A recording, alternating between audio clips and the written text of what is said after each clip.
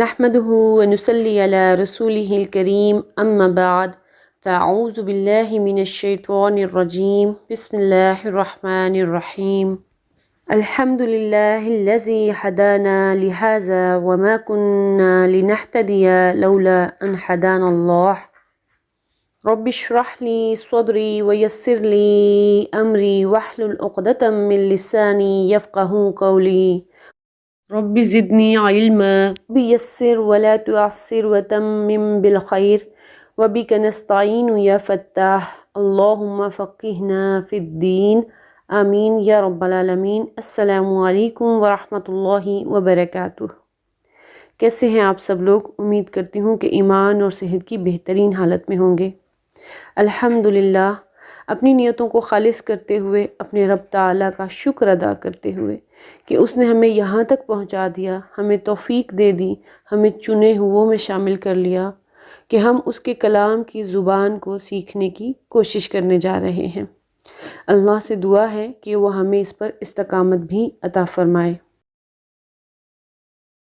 الحمدللہ، اللہ کا لاکھ لاکھ شکر ہے کہ ہم نے لاسٹ کلاس میں چیپٹر 4 کو کمپلیٹ کر لیا تھا، اور اس میں آنے والے تمام جو ہیں لیسن میں تمارین اور وغیرہ سب کمپلیٹ کر لیے، اور میں امید رکھتی ہوں کہ آپ لوگوں نے جو کچھ بھی اس میں جتنے بھی قواعد سیکھے تھے وہ سب آپ کو یاد ہوں گے انشاءاللہ۔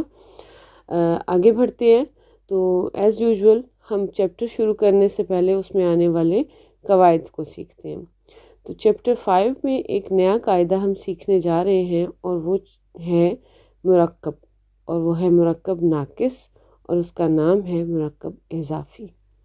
مرکب ناقص وہ ہم نے جب مرکب سیکھا تھا تو ہم نے سیکھا تھا مرکب دو طرح کا ہوتا ہے، ایک تام ہوتا ہے اور ایک ناقص ہوتا ہے، اور ناقص کے آگے ہم نے اقسام سیکھی تھی، ٹھیک ہے، جس میں سے مرکب جاری ہم سیکھ چکے ہیں الحمدللہ، اور آج انشاءاللہ ہم دوسرا مرکب ناقص جس کا نام مرکب اضافی ہے وہ سیکھنے جا رہے ہیں۔ مرکب اضافی کا جو مادہ ہے نا وہ الاضافۃ سے ہے، اور اس کا مادہ ہے ضاد، یا اور فا، ٹھیک ہے۔ اس کے اگر لغوی معنی کی میں بات کرتی ہوں تو اس کا لغوی معنی ہے کسی کی طرف مائل ہونا، تعلق ہونا، منسلک ہونا، نسبت ہونا وغیرہ، ٹھیک ہے۔ اور اس کا اصطلاحی معنی ہے کہ گرامر میں، عربک گرامر میں الاضافۃ سے مراد ہوتا ہے کم از کم دو اسماء کے درمیان نسبت یا ملکیت کا تعلق قائم کرنا۔ مثلا کتاب الولدی، لڑکے کی کتاب، بیت حامد، حامد کا گھر، نصر اللہ، اللہ کی مدد، ماء البحر، سمندر کا پانی، عالم الغیب، غیب کا جاننے والا۔ تو ان تمام جو مثالیں آپ کو میں نے ابھی دی ہیں، ان میں اگر آپ دیکھیں تو ہر ایک کی اس میں نسبت ہے، جیسے کتاب کی نسبت لڑکے کے ساتھ ہے، گھر کی نسبت حامد کے ساتھ ہے، مدد کی نسبت اللہ کے ساتھ ہے، پانی کی نسبت جو ہے وہ سمندر کے ساتھ ہے، ٹھیک ہے، اور جاننا جو غیب کا علم ہے اس کی نسبت عالم کے ساتھ ہے، ٹھیک ہے۔ آگے بڑھتے ہیں تو ہم جانتے ہیں قواعد المرکب اضافی، ٹھیک ہے، مرکب اضافی کے جو قواعد ہیں۔ سب سے پہلے یہ بات تو میں کر ہی چکی ہوں، آپ کو بتا چکی ہوں کہ مرکب اضافی ایک ناقص مرکب ہے، ٹھیک ہے، اور اس میں کم سے کم دو اسما سے مل کر یہ بنتا ہے، ٹھیک ہے۔ پھر دوسری بات یہ کہ مرکب اضافی کا جو پہلا اسم ہوتا ہے اس کو مضاف، اور دوسرے اسم کو مضاف الیہ کہتے ہیں۔ نمبر 3 ہے مضاف کی نسبت مضاف الیہ کی طرف ہوتی ہے، جیسے بھی اوپر آپ کو مثالیں میں نے دی ہیں۔ پھر اردو میں ترجمہ کرتے وقت مرکب اضافی کے لیے عموماً کا، کی، کے کا استعمال ہوتا ہے، ٹھیک ہے، یہ ہمیشہ نہیں ہوتا، بعض اوقات آپ کو یہ چیز نہیں بھی نظر آتی۔ نمبر 5 ہے عربی میں ہمیشہ مضاف پہلے اور مضاف الیہ بعد میں آتا ہے، لیکن اردو میں جب ہم ترجمہ کرتے ہیں تو اس وقت مضاف الیہ پہلے آ جاتا ہے اور مضاف بعد میں چلا جاتا ہے۔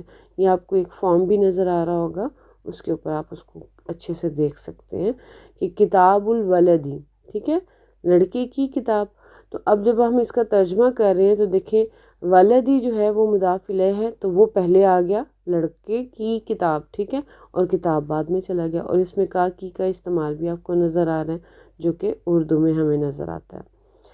اچھا، اب ہم مضاف کے قواعد کی بات کرتے ہیں، ٹھیک ہے۔ مضاف کے کیا کیا قاعدے ہیں؟ مضاف جو ہے سب سے بڑا قاعدہ اس کا یہ ہے کہ مضاف ایک ایسا اسم ہوتا ہے جس کے اوپر الف لام جو ال ہوتا ہے، جو معرفہ کی، اسم المعرفہ کی نشانی ہمیں نظر آتی ہے، وہ نہیں ہوتا، اور نہ ہی اس کے اوپر تنوین آتی ہے، یعنی کہ اس کا وسعت کے لحاظ سے اس کو جاننا ناممکن ہے۔ وسعت کا ہمیں پتہ ہے، وسعت میں اسم النکرہ ہوتا ہے یا معرفہ ہوتا ہے، ایک اسم یا نکرہ ہوتا ہے یا معرفہ ہوتا ہے۔ معرفہ اگر تو بائی برتھ اسم المعرفہ کی اقسام ہم پڑھ چکے ہوئے ہیں، ان میں سے ہے پھر تو انڈرسٹوڈ ہے، لیکن اگر کسی اسم کو ہم خود معرف باللام کے تھرو بنا رہے ہیں تو اس میں یہ ہوتا ہے کہ الف لام لازمی ساتھ آتا ہے، اور نکرہ کی پہچان تنوین سے ہے، تو مضاف کے اوپر یہ دونوں چیزیں نہیں آتی ہیں، ٹھیک ہے۔ اس کے اوپر جو آخری حرف ہوگا نا، جو آخری حرف کے اوپر جو اوپر حرکت ہوگی، وہ اس کا اس حرکت سے آپ نے یہ کنسیڈر نہیں کرنا کہ یہ تنوین ہے اور تنوین کو کاٹ کے ہم نے کر دیا تو یہ جو ہے یہ نکرہ ہے، نہیں، وہ تو اس کا اعراب شو کر رہا ہے نا، ٹھیک ہے، اس کو آپ نے اس چیز میں نہیں لے کے آنا۔ اب نہ ہی وہ جو ہے معرفہ ہے نہ ہی نکرہ، اب پتہ کیسے چلے گا کہ وہ معرفہ ہے یا نکرہ، اس کا آگے ہم آپ کو بتاتے ہیں۔ اچھا، نمبر 2 ہے کہ جملے میں مضاف کوئی سی بھی پوزیشن لے سکتا ہے، وہ کسی بھی پوزیشن میں ہو، اور وہ کوئی سا بھی اعراب لے سکتا ہے، مرفوع، منصوب اور مجرور، وہ تینوں پوزیشنز میں آ سکتا ہے، ٹھیک ہے۔ پھر اب وہ پوائنٹ جو اوپر ہم نے نمبر 1 ڈسکس کیا کہ مضاف کی وسعت کا ہمیں، یعنی کہ وہ معرفہ یا نکرہ ہے، اس کا فیصلہ مضاف الیہ سے ہوگا۔ کیسے؟ یعنی کہ اگر مضاف الیہ معرفہ ہے تو مضاف بھی معرفہ ہوگا، اور اگر مضاف الیہ نکرہ ہوگا تو مضاف بھی نکرہ ہوگا۔ اس کی مثال دیکھتے ہیں، جیسے بیت حامد، حامد کا گھر۔ اب حامد کیا ہے؟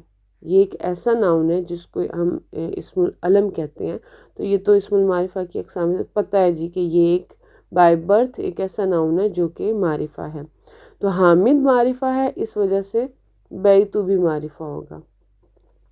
اب ہم کہتے ہیں کتاب طالب، طالب علم کی کتاب۔ اب طالب علم جو ہے یہاں پہ ہمیں نظر آ رہا ہے اس کے آخری حرف کے اوپر تنوین ہے اس کی کسرہ کی، تو یہ نکرہ ہے، تو جب طالب جو ہے وہ نکرہ ہے تو کتاب بھی نکرہ ہے، ٹھیک ہے۔ امید کرتے ہیں آپ کو سمجھ آ گئی۔ اب آگے بڑھتے ہیں، مضاف الیہ کی قواعد کو سیکھتے ہیں۔ مضاف الیہ جو ہے نا ایک ایسا اسم ہوتا ہے کہ جس کے اوپر ال بھی آ سکتا ہے اور تنوین بھی آ سکتا ہے، کیونکہ اس کے ہی ال اور تنوین سے یا اس کے معرفہ اور نکرہ ہونے سے تو ہمیں مضاف کی بھی معرفہ اور نکرہ ہونے کا پتہ چلتا ہے نا۔ نمبر 2، مضاف الیہ کا اعراب ہمیشہ مجرور ہوتا ہے، یعنی کہ مضاف الیہ ایک ایسا اسم ہوتا ہے جو نہ تو منصوب ہو سکتا ہے نہ مرفوع ہو سکتا ہے، وہ آلویز مجرور ہوتا ہے، بالکل ایسے ہی جیسے ہم نے مرکب جاری میں سیکھا تھا کہ حرف جر کے بعد والا اسم آلویز مجرور ہوتا ہے، اسی طرح سے مضاف کے بعد آنے والا اسم جو کہ مضاف الیہ بنتا ہے وہ آلویز مجرور ہوتا ہے۔ اچھا، ایک تیسری بات کہ کوئی اسم ایک ہی وقت میں مضاف اور مضاف الیہ دونوں ہو سکتا ہے، ٹھیک ہے۔ اب دیکھیں فار ایگزامپل ہم کہتے ہیں مسجد رسول اللہ، اللہ کے رسول کی مسجد، ٹھیک ہے۔ تو اب ذرا دیکھیں مسجد کیا بن رہا ہے، مسجد مضاف کی پوزیشن میں ہے، رسولی جو ہے وہ مضاف الیہ ہے، وہو مضاف ہے، یعنی کہ وہ مضاف بھی بن رہا ہے، کس کا؟ اللہ ہی کا، کیونکہ اللہ کی کسرہ جو ہے وہ ہمیں بتا رہی ہے کہ اس کو پیچھے یہ مجرور ہے، تو اس کا مطلب ہے یہ اگر حرف جر نہیں ہے اس کے پیچھے تو اس کا مطلب ہے کہ یہ مضاف الیہ بن رہا ہے رسول کا۔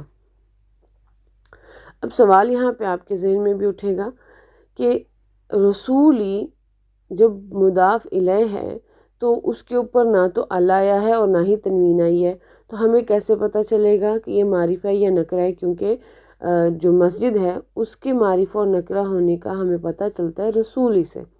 تو اب رسول تو خود ایسا ناؤن بن چکا ہے کہ ہمیں اس کا نہیں پتہ چل رہا. تو اس رسولی کا جو مضاف الیہ ہے یعنی اللہ ہی، ہم اس کو دیکھیں گے. اللہ ہی ہمیں نظر آ رہا ہے کہ وہ معرفہ ہے، اس کی نسبت سے رسولی جو ہے، کیونکہ وہ رسولی مضاف ہے اللہ کا تو وہ معرفہ ہوا. اب رسولی معرفہ ہو گیا تو اس کا مضاف مسجدو وہ بھی معرفہ ہو گیا. آئی ہوپ آپ لوگ اس کو اچھے سے سمجھ گئے ہوں گے.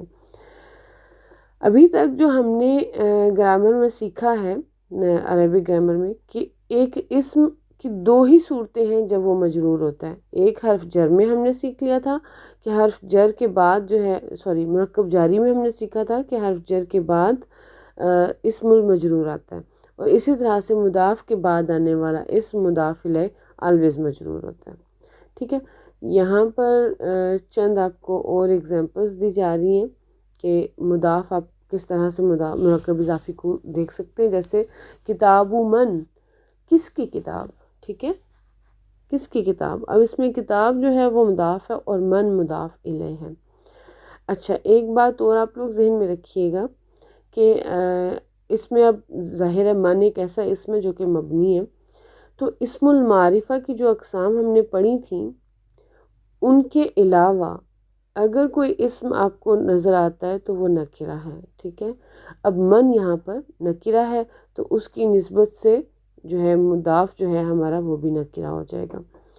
حاذا کتاب حامد، یہ حامد کی کتاب ہے. اس میں حاذا کیا ہو گیا؟ اس مبتدا اسم الاشارہ ہے، کتاب خبر وہو مضاف اور حامد مضاف الیہ. تو یہ چھوٹا سا ہمارا ٹاپک تھا. میں امید کرتی ہوں آپ کو بہت اچھے سے سمجھ آ گیا ہوگا. آج کی نشست یہاں پہ مکمل ہوتی ہے.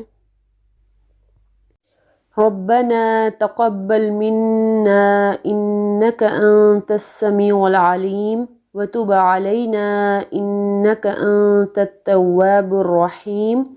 ربنا آتنا في الدنيا حسنة وفي الآخرة حسنة وقنا عذاب النار. سبحان ربك رب العزة عما يصفون وسلام على المرسلين والحمد لله رب العالمين. جزانا الله خيرا كثيرا. السلام عليكم ورحمة الله وبركاته.